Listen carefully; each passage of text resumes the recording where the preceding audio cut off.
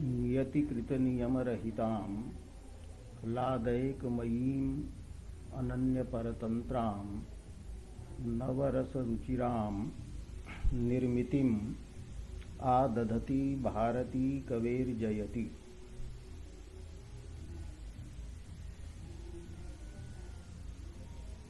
गतदिने उपमायाः पूर्णा लुप्ता च इति भेदद्वयस्य विषये प्रतिपादितम्। तत्र पूर्णा द्विविधा भवति, श्रौती आर्थी च। श्रौती अपि त्रिविधा भवति, आर्थी चापि त्रिविधा भवति इति प्रतिपादितं प्रागेव। वाक्यगतत्वेन समासगतत्वेन तद्धितगतत्वेन च उभयोः पूर्णोपमयोः सोढात्वं भवति। अद्य पूर्णोपमायाः उदाहरणानां विषये विचारणीयं वर्तते। उदाहरणदानात् पूर्वं काव्यप्रकाशकारः कात्यायनस्य वार्तिकं समुद्धरति। एतद् वार्तिकमेव समासगतायाः श्रौत्याः मूलं वर्तते। तत्र वार्तिकम् अस्ति, इवेन नित्यसमासः विभक्त्यलोपश्च।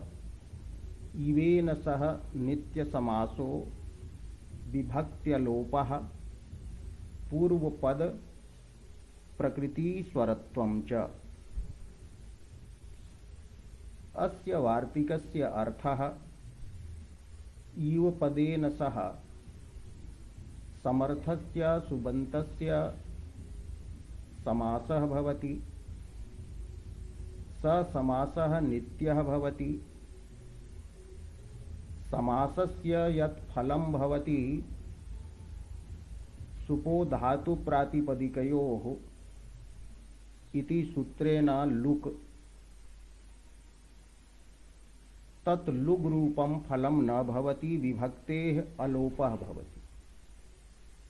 यदि विभक्तेः लोपः न भवति, लुक् न भवति, तर्हि समासस्य प्रयोजनं किम्?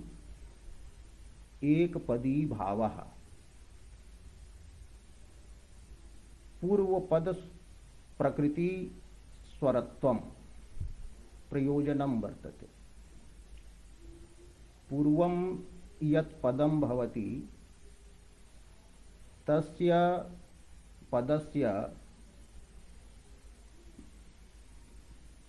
स्वतन्त्रस्य तस्य पदस्य यः उदात्तादिरूपः स्वरः, स एव स्वरः समासे कृतेपि भवति, प्रकृतिभावः भवति।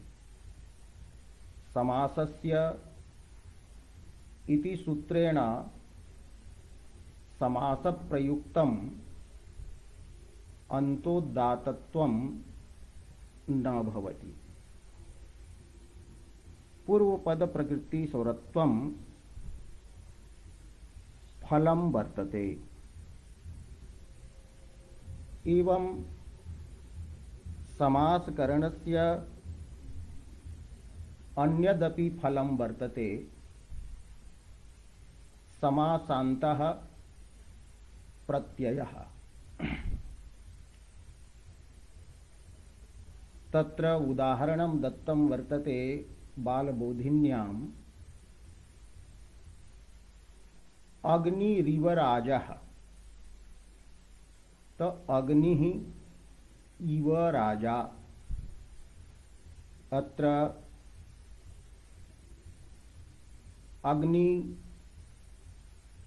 अग्निः इति पदस्य इवेन समासः जातः। तर्हि समासान्तः टच इति उदाहृतं वर्तते। अस्मिन् वार्तिके काव्य प्रकाशे नित्य समासः इति नित्य शब्द घटितम् इदं वार्तिकं लभ्यते। तेन प्रतीयते यत् समासः स्यादेव, किन्तु महाकवीनाम् अन्येषां च आचार्याणां तादृशाः बहवः प्रयोगाः लभ्यन्ते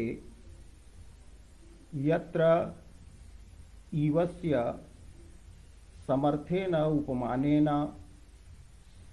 समासः न कृतः। तत्र कालिदासस्य पद्यं वर्तते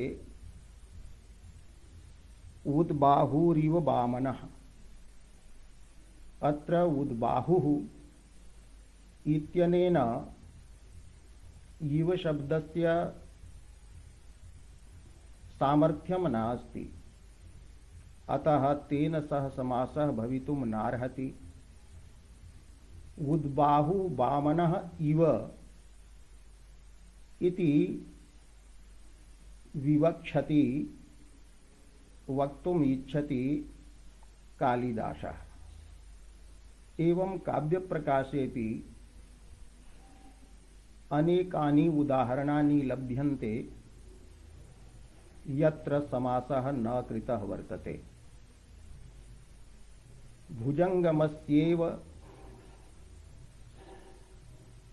भुजंगमस्येव नदी सदम्भाः इत्यादि यमकादौ प्रयोगाः लभ्यन्ते।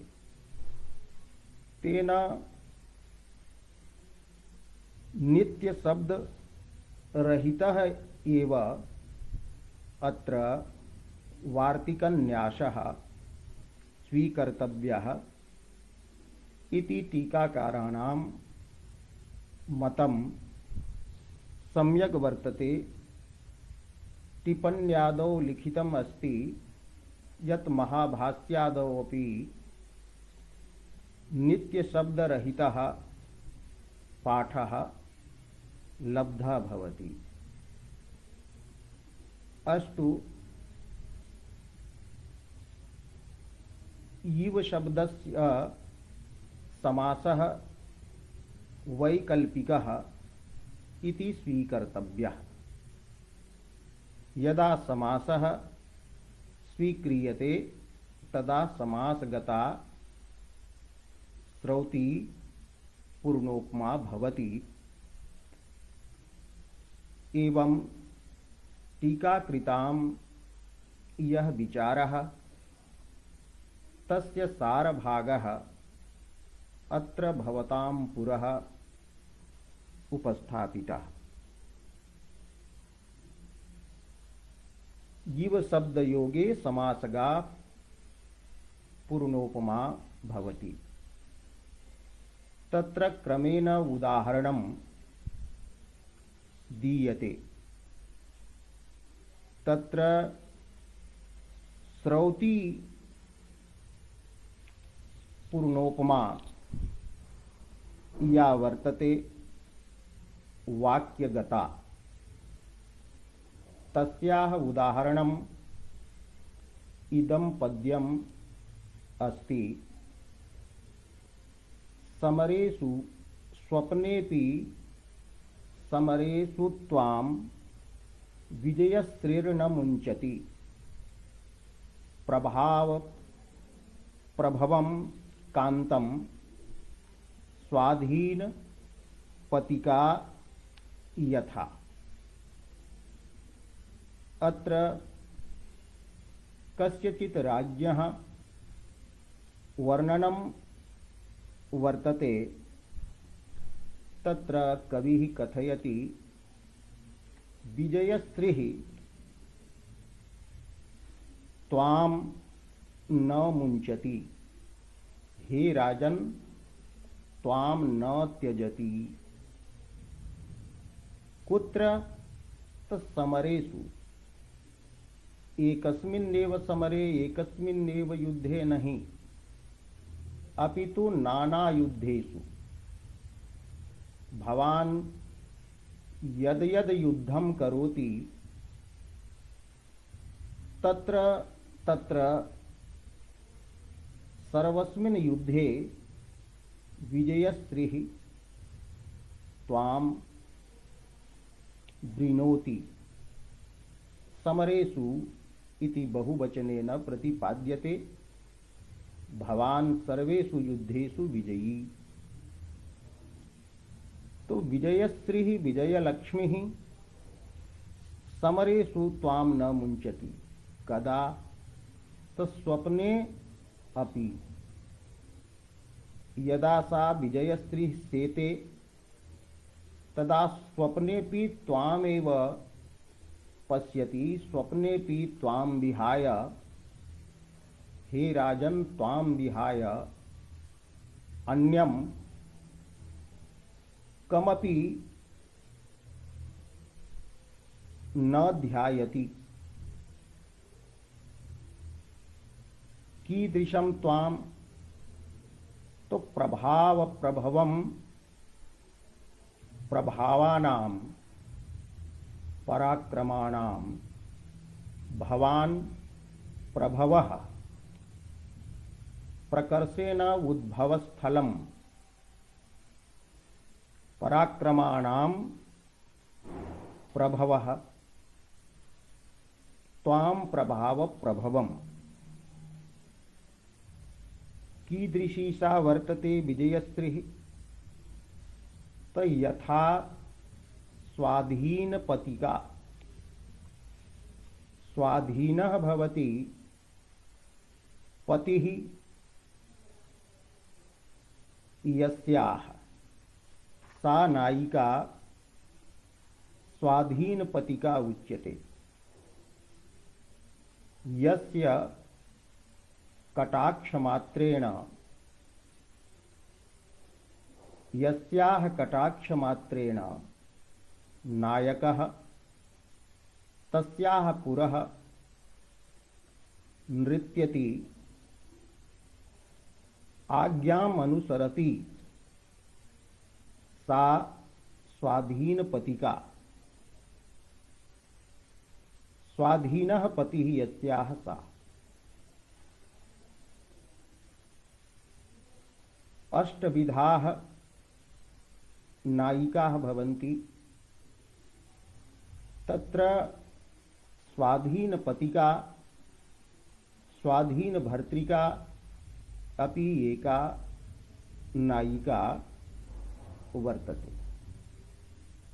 किं सा नायिका पतिं भयेन स्वाधीनं करोति?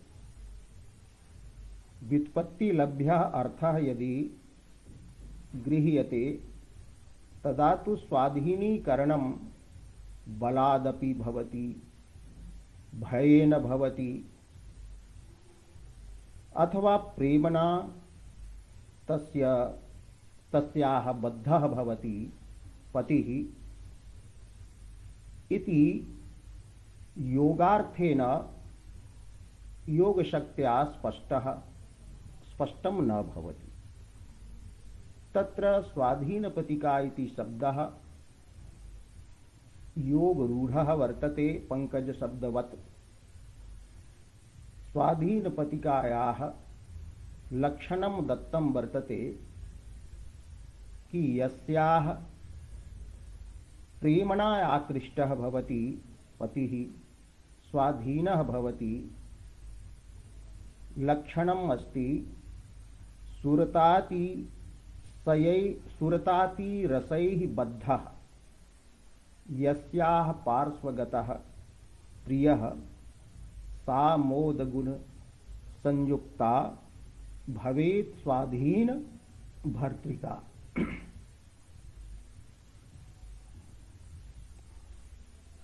तो सा स्वाधीन भर्तृका यस्याः रतिगुणेन आकृष्टः पतिः कदाचिदपि न त्यजति एवं स्वाधीन पतिका या वर्तते सापि प्रेमणा तम न त्यजति। स्वाधीन पतिका नायिका यथा कांतम कमु कांतो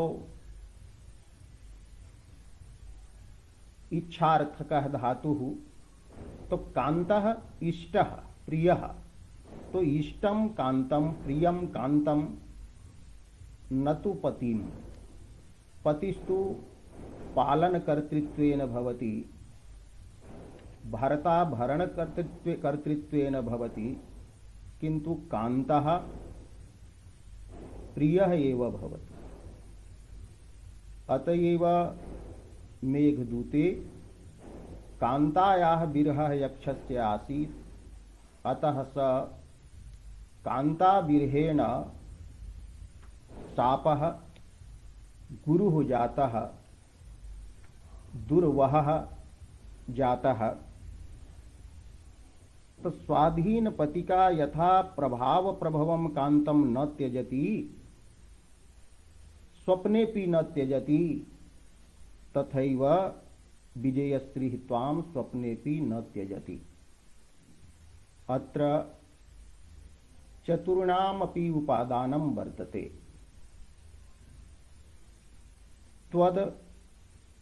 त्वमिति पदेन बोध्यः यः वर्तते राजा स उपमेयः अस्ति।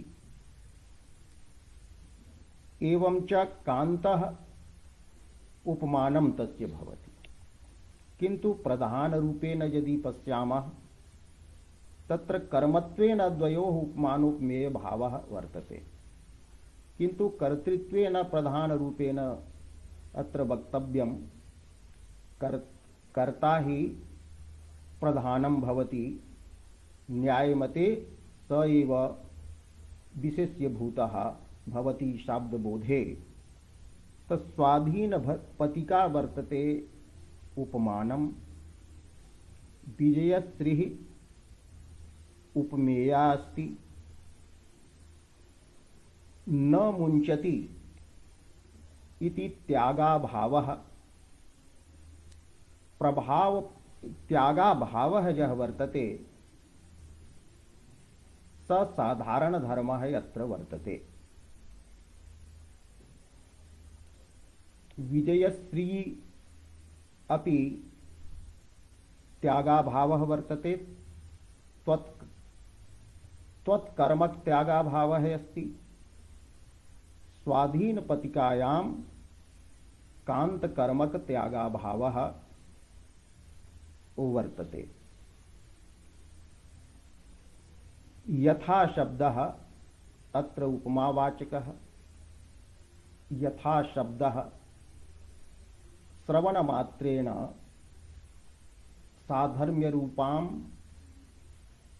सादृश्यरूपां वा उपमां बोधयति। अतः अत्र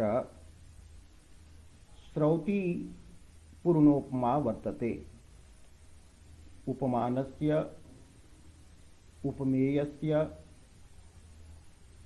साधारण धर्मवाचकस्य न मुञ्चति इति मोचना भाववाचकस्य शब्दस्य यथा इति उपमा बोधकस्य शब्दस्य च सत्वात् अत्र वाक्यगता श्रौति पूर्णोपमा वर्तते। पुनः अग्रे आर्थिं पूर्णोपमाम् उदाहरति। चकितहरिण लोललोचनायाः क्रुधि तरुणारुण तारहारिकान्ति सरसिजमिदमाननं च तस्याः सममिति चेतसि सम्मदं विधत्ते।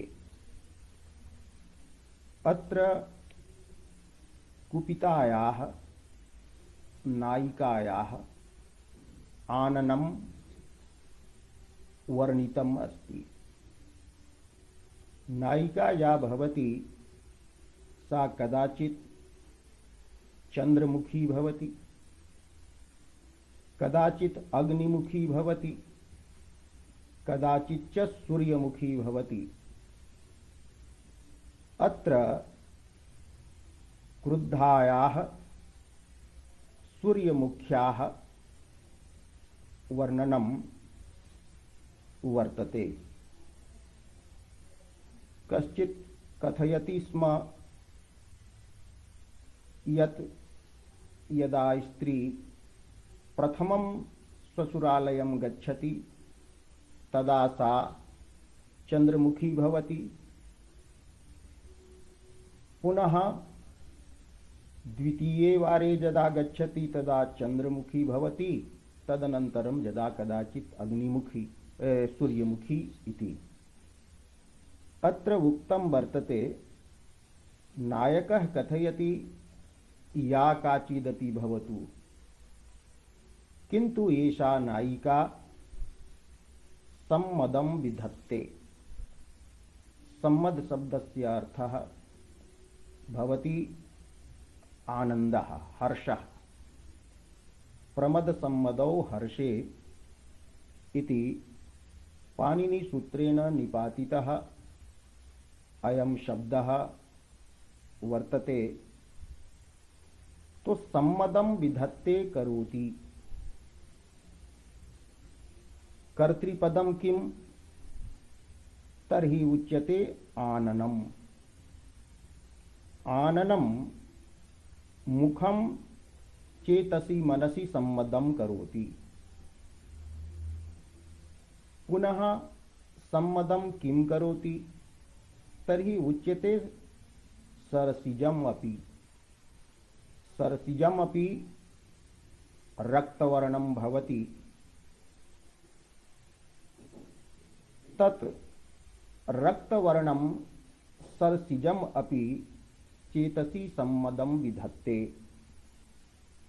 सरसिजं कमलम् इदम् आननं च तस्याः नायिकायाः इदम् आननं च चेतसि सम्मदं विधत्ते।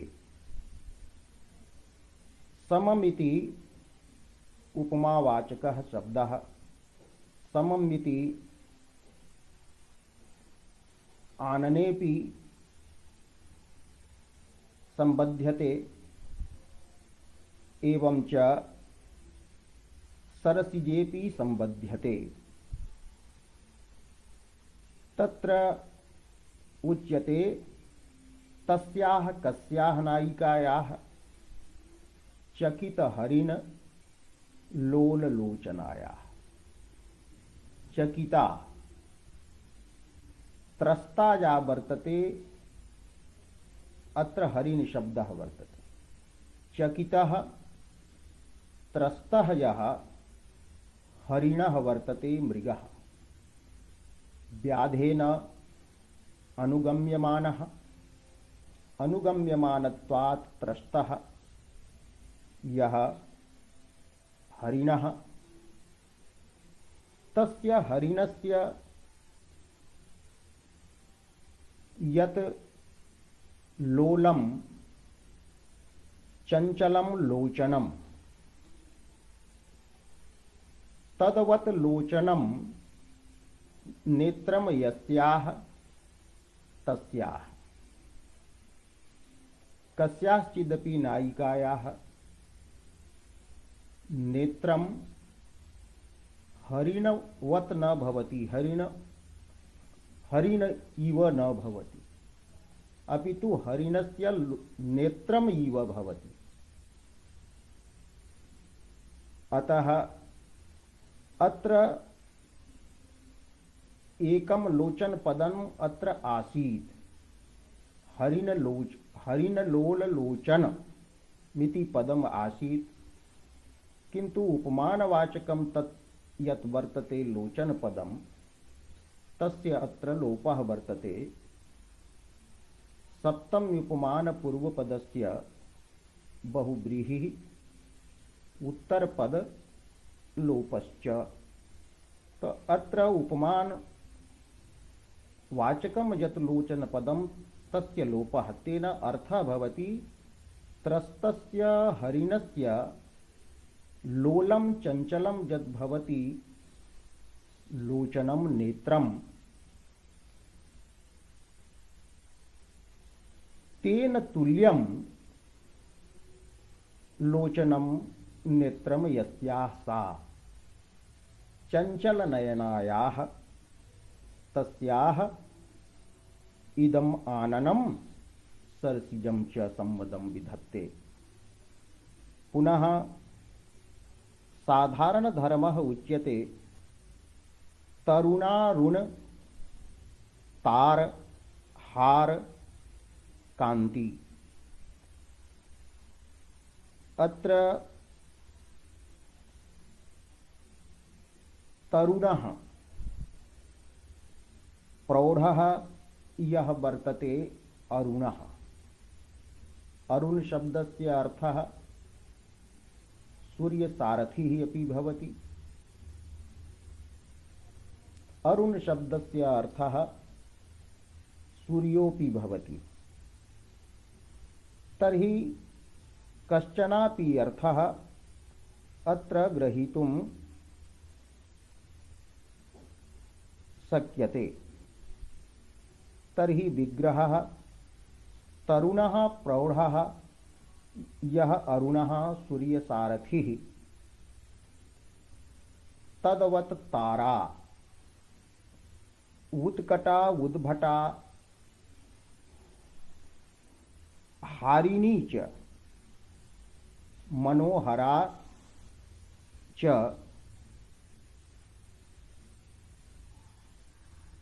कांतिः वर्तते यस्य तत् इदम आननम सरसिजम च।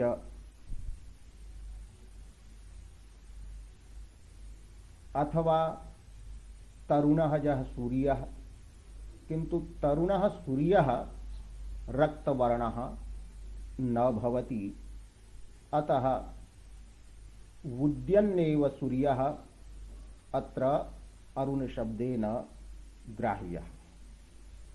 तार शब्दस्य अर्थः शुद्धं मौक्तिकम् अपि भवति। तर्हि तरुणा अरुणा च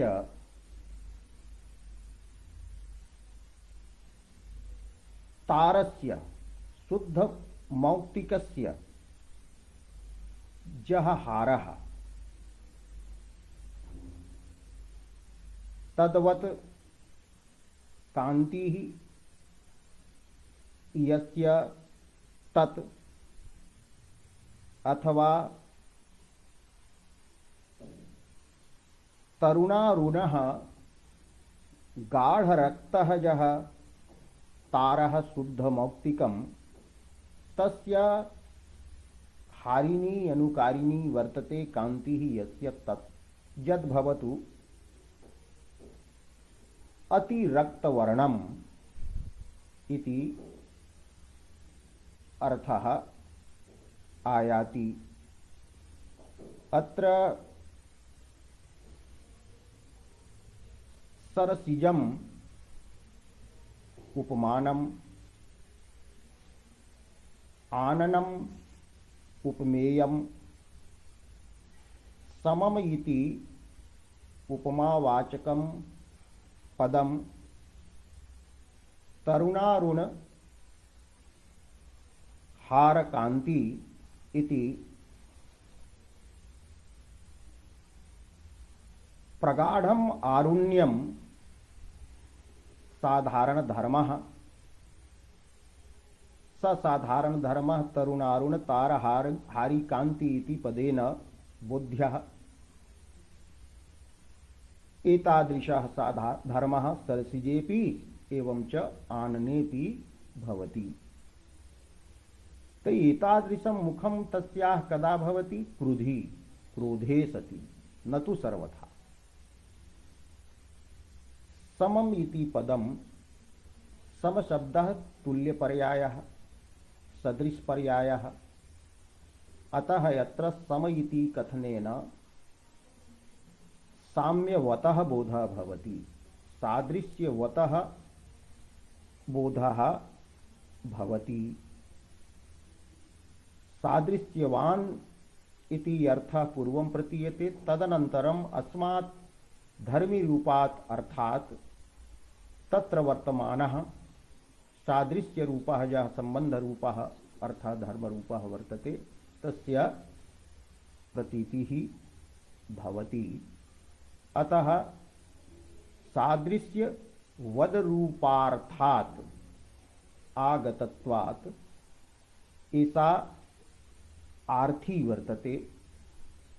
समासः यत्र नास्ति, समासः यत्र विवक्षितः वर्तते, उपमा घटक पदानां यदि समासः स्यात्, तो उपमा घटकानि अत्र जानि चत्वारि पदानि तानि पृथक् एव प्रयुक्तानि सन्ति। अतः वाक्यगता श्रौति, वाक्यगता आर्थी उपमा वर्तते। पुनः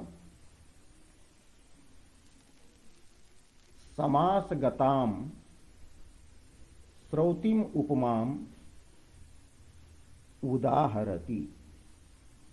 अत्यायतैः नियमकारिभिरुद्धतानां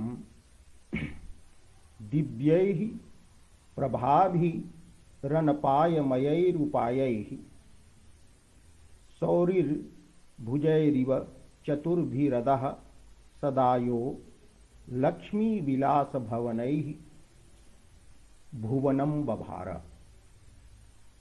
अत्रापि कस्यचित् राज्यः वर्णनं वर्तते। तो यह बभार, यह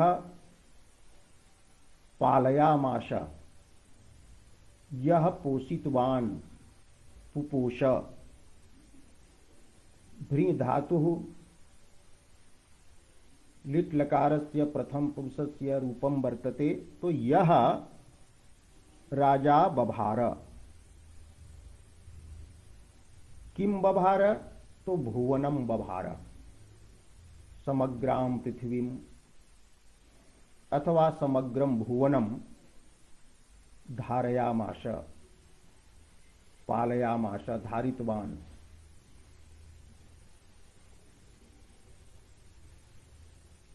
किम सकृदेव बभार? नहीं, सदा बभार। तो यह सदा बभार।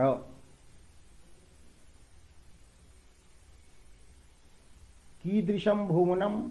तर्हि अधः इदं प्रत्यक्षं यत् वर्तते भुवनं, तत् भुवनं बभार। तर्हि भुवन धारणस्य साधनानि कानि सन्ति? तर्हि उच्यते भुजैः बभार, स्वभुजैः पालयामाश।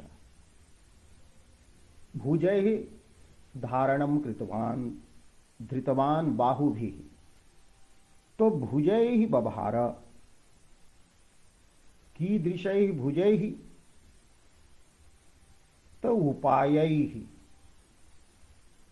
अत्र उपायैः इति तृतीया उपलक्षणे वर्तते। उपायैः उपलक्षितैः, अर्थात उपायाः जे साम दाम दंडभेद रूपाः चत्वारः उपायाः तैः उपायैः उपलक्षितैः भुजैः, उपायानुगुणैः भुजैः, न तु बलात्कारिभिः भुजैः।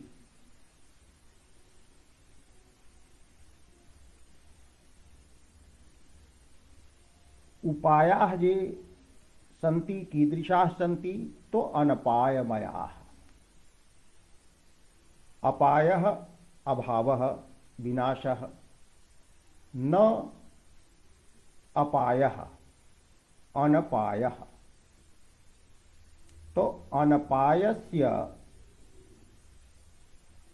विकारभूताः जे उपायाः, नित्याः जे सन्ति उपायाः, येषाम् उपायानां वैफल्यं सामदानादीनां वैफल्यं कदाचनापि न भवति। तो अनपायमयैः, तो अनपायस्य नित्यतायाः जे विकारभूताः आसन्, अर्थात नित्याः उपायाः आसन्, ये विफलाः न भवन्ति स्म। कैश्चित् व्याख्यायते मयट प्राचुर्ये स्वीकरणीयः। तर्हि अनपायः वर्तते प्रचुरः येषु तैः। तो प्राचुर्ये मयट यदि स्वीक्रियते तर्हि कदाचित् तत्र अपायः अपि प्रतीयते। अतः अनपायमयैः इत्यत्र अनपायस्य विकारः इत्यर्थे मयट स्वीकरणीयः, अथवा स्वरूपे अनपायस्वरूपैः नित्यस्वरूपैः उपायैः उपलक्षितैः भुजैः यः भुवनं बभार। ते उपायाः पुनः कीदृशाः सन्ति? तो अत्यायतैः, अति आयतैः, अति दीर्घैः, पुनः उद्धतानां, ये उद्धताः सन्ति, उद्दण्डाः, नियमलङ्घनपराः, तेषां नियमकारिभिः नियन्त्रिभिः, तो उद्धतानां नियमकारिभिः, पुनः दिव्यैः, तो राजपक्षे दिवि भवै दिव्यैः लोकोत्तरैः इत्यर्थः। एवं दिव्यैः उद्धतानां नियमकारिभिः अत्यायतैः अनपायमयैः उपायैः यः भुवनं बभार। पुनः प्रभाभिः उपलक्षितैः, प्रभावद्भिः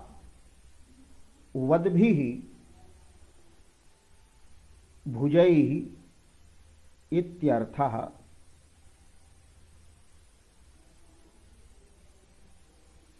यः भुवनं बभार। स कीदृशः राजा? तो शौरिः इव। शूरस्य पत्यं शौरिः विष्णुः इव। भुजैः इत्यस्य विशेषणं वर्तते कैः भुजैः? चतुर्भिः। तो चत्वारः तत्र भुजाः सन्ति। तो चतुर्भिः भुजैः इव अत्र एवं ज्ञातव्यं ये चत्वारः उपायाः सन्ति तच्चतुर्भिः उपायैः स राजा भुवनं बभार यथा शौरिः चतुर्भिः भुजैः भुवनं बिभर्ति। राज्यः चत्वारः भुजाः चत्वारः उपायाः सन्ति। अत्र अधिकं व्याख्याने न संलग्नः भवामि, अलङ्काराः यत्र बोधनीयाः सन्ति। तर्हि यत्र यत्पदेन बोध्यः राजा वर्तते उपमेयः, शौरिः अस्ति उपमानम्, भुवनस्य भरणं साधारणः धर्मः वर्तते।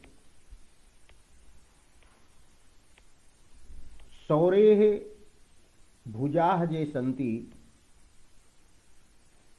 ते अपि लक्ष्मी विलास भवनानि सन्ति। तो लक्ष्म्याः विलासस्य भवनैः पुनः लक्ष्मीः भगवतः बाहुषु विलसति।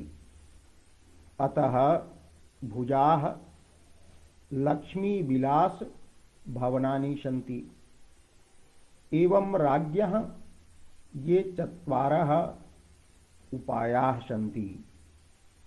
एते चत्वारः उपायाः अपि लक्ष्म्याः विलासस्य लक्ष्मी प्राप्तेः लक्ष्म्याः समुल्लासस्य आधारभूताः सन्ति।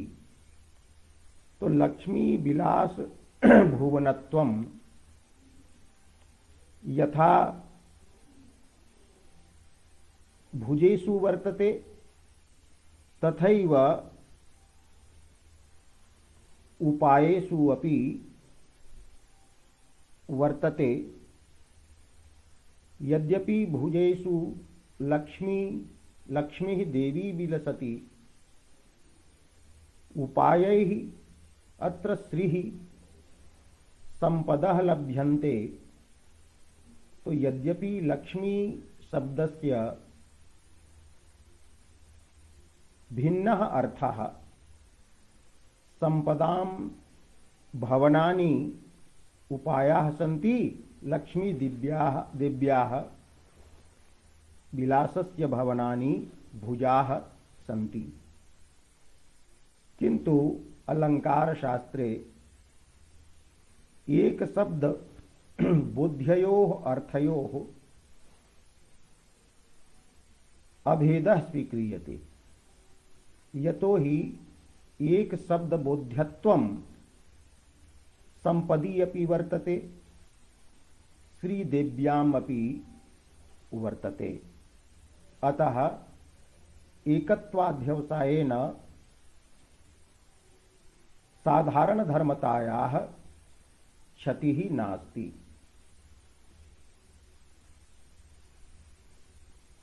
शब्दोपि बोधे विशेषणत्वेन भासते।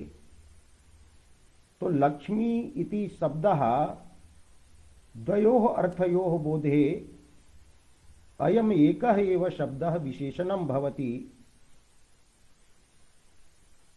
तत्प्रयुक्तः अयम् अभेदः एकपदोपस्थाप्ययोः अर्थयोः अभेदाध्यवसायः इति।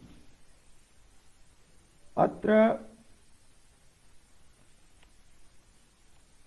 राजा उपमेयः, शौरिः उपमानं वर्तते। भुवन धारणं साधारण धर्मः अस्ति। सहैव यत्र सामदानादीनाम् उपायानां भुजैः सादृश्यं यत्र निबद्धं वर्तते तर्हि उपायाः ये सन्ति ते यत्र उपमेयाः सन्ति।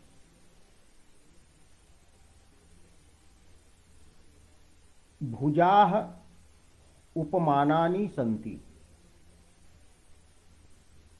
लक्ष्मी विलास भवनत्वं चतुष्त्वं च चतुः संख्यकत्वं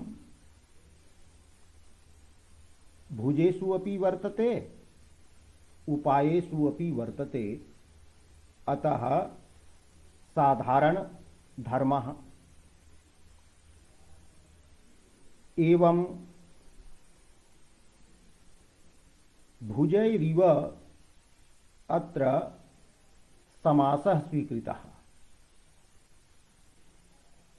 इवेन सह समासः विभक्त्य लोपश्च इति समासः स्वीकृतः। समासं स्वीकृत्य एव मम्मटेन उदाहृतम्।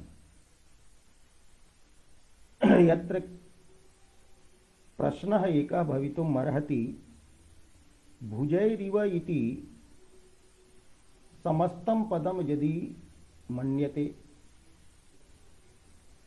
तर्हि अत्यायताः भुजाः अपि सन्ति। उद्धतानां नियमकारिणः भगवतः भुजाः अपि सन्ति। दिव्याः भगवतः भुजाः अपि सन्ति।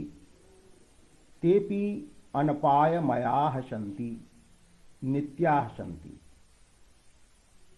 भुजेषु अतिदीर्घत्वस्य उद्धतानां दैत्यानां नियमकारित्वस्य दिव्यत्वस्य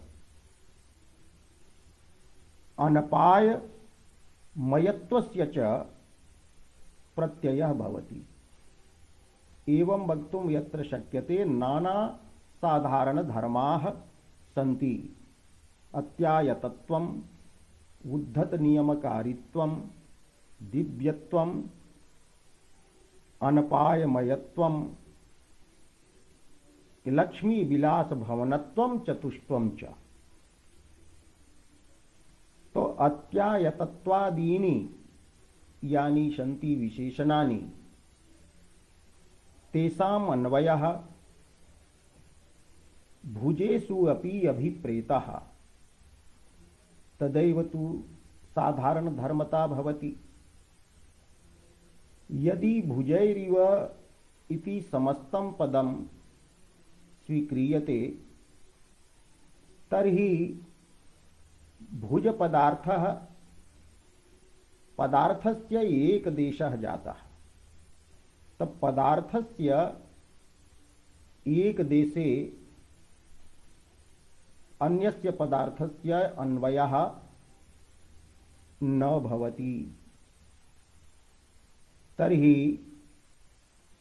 अत्यायतत्वादीनां भुज पदार्थे अन्वयाभावेन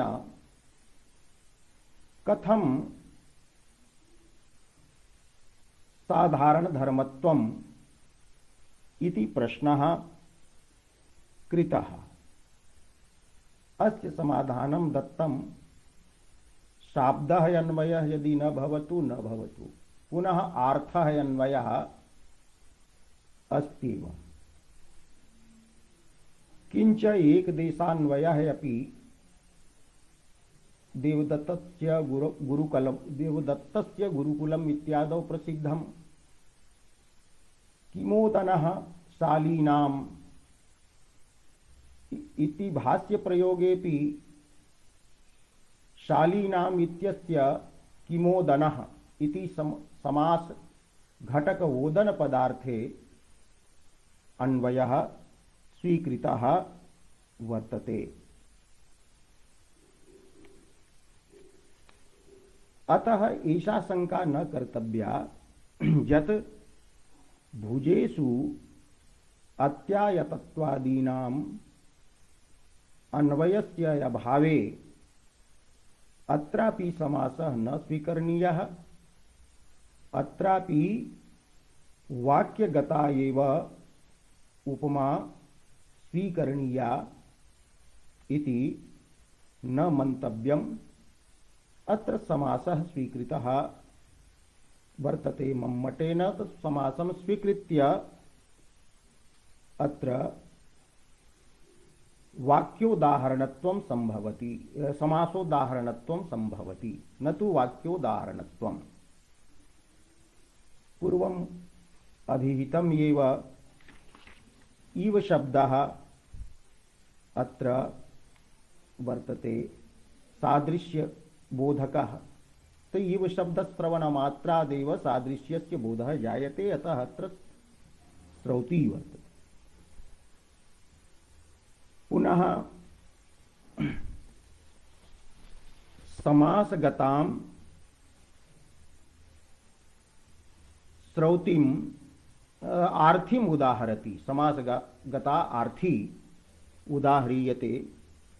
यवितथ मनोरथ पथ प्रथनेषु प्रगुण गरिम गीत श्री सुरतरु सदृशः स भवान् अभिलषणीयः क्षितीश्वर न कस्य। हे क्षितीश्वर क्षिते हि पृथिव्याः ईश्वर राजन् त्वं भवान् कस्य अभिलषणीयः इच्छा विषयः इष्ट साधनत्वेन इच्छायाः विषयः न अर्थात सर्वस्य विषयः। कीदृशः भवान् सुरतरु सदृशः। तो सुरतरुः यः कल्पवृक्षः तेन सदृशः। सुरतरुणा सदृशः अत्र समासः जातः। तो सुरतरु सदृशः सः प्रसिद्धः भवान् कस्य न अभिलषणीयः। अत्र भवच्छब्देन बोध्यः राजा उपमेयः वर्तते। सुरतरुः उपमानं वर्तते। सदृश इति शब्दः उपमा वाचकः अस्ति। सर्वाभिलषणीयत्वं साधारण धर्मः वर्तते उत्तरार्धे। पूर्वार्धेपि प्रगुण गरिम गीतस्त्रिः।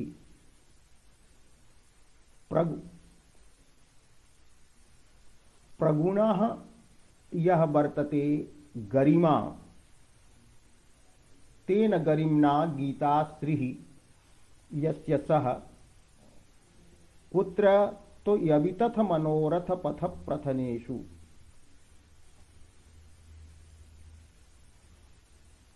अवितथाः सत्यभूताः ये मनोरथ पथाः इच्छा विषयाः तेषां प्रथनेषु तेषां विस्तारेषु प्रगुण गरिम गीतस्त्रिः। अत्र व्याख्यानम् अधिकं टीकासु द्रष्टुं शक्यते। अत्र अलङ्काराः विचार्यन्ते।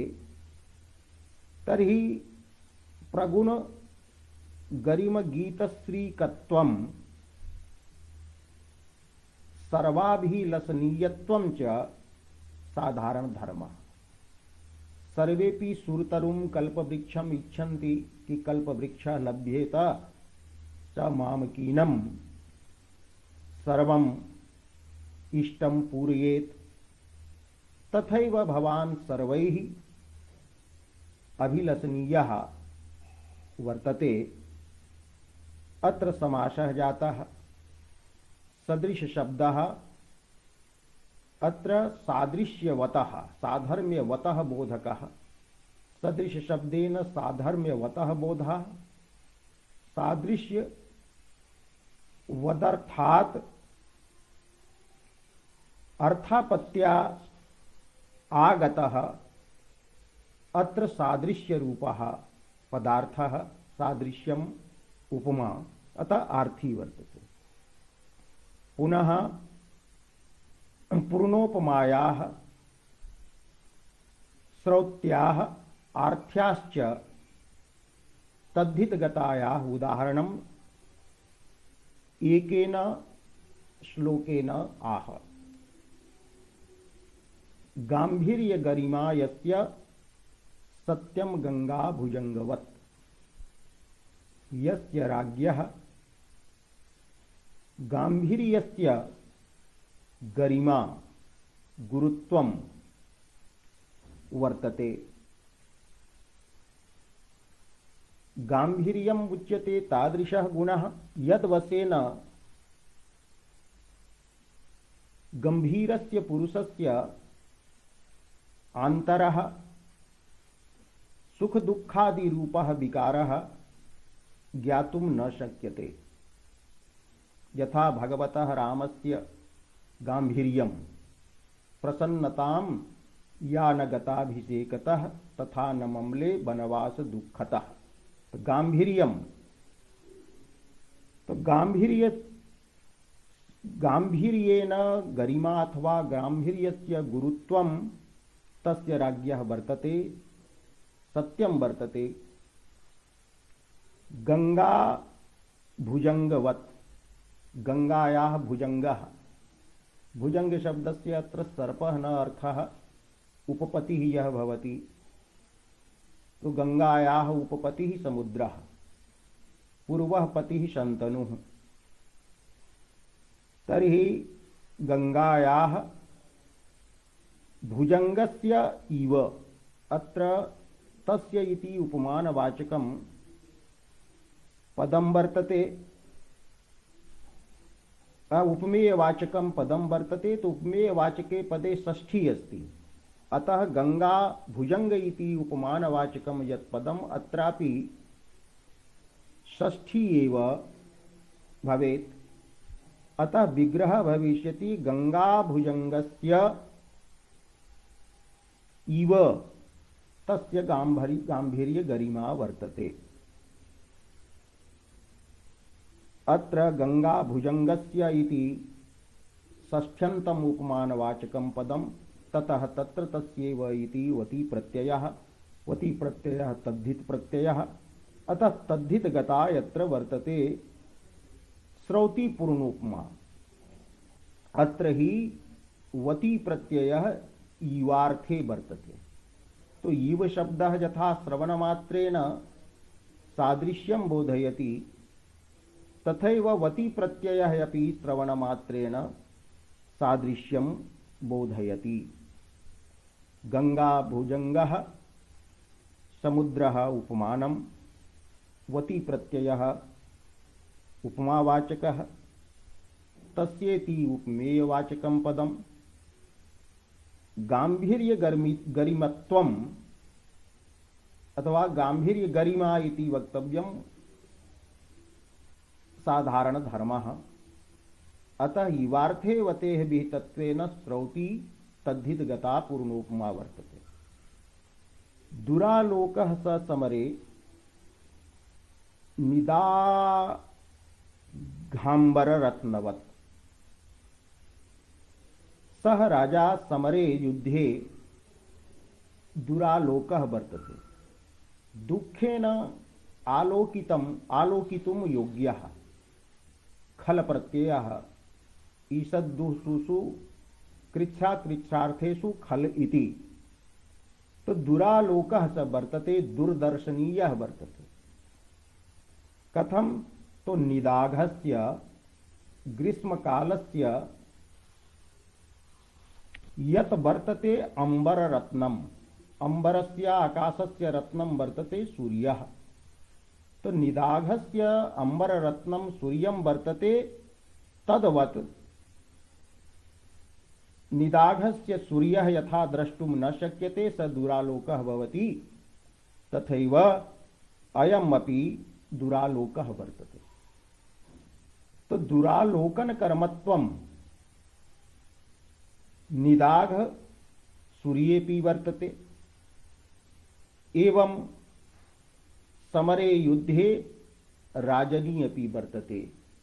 यदा राजा समरं गच्छति तदा कश्चिदपि तं साक्षात् द्रष्टुं न प्रभवति। प्रखर किरण सदृशान् बाणान् मुञ्चति।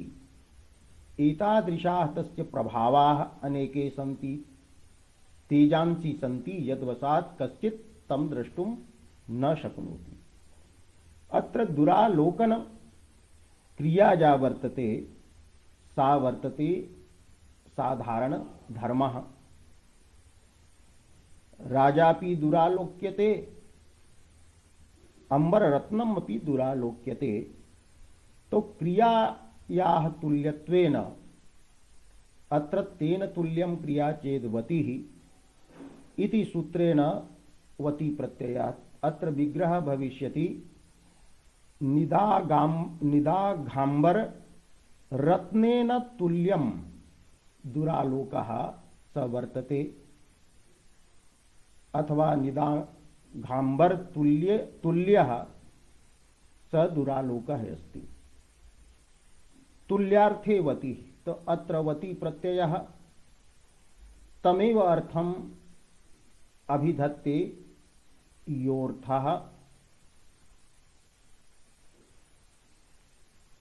तुल्य शब्देन अभिधीयते, समानार्थकः तुल्य शब्दः वति अत्र समानार्थकः। तो वति इति प्रत्ययेन तुल्य इति अर्थः ज्ञातः। सादृश्यवान् तुल्यतावान् इति अर्थः प्रतीतः। अस्मादर्थात् अत्र तुल्यता रूपा, साम्य रूपा, सादृश्य रूपा, साधर्म्य रूपा वा उपमा प्रतीयते। एवं काव्य प्रकाश कृता पूर्णोपमायाः षड्भेदाः प्रतिपादिताः। अद्य एतावदेव उक्त्वा विरम्यते।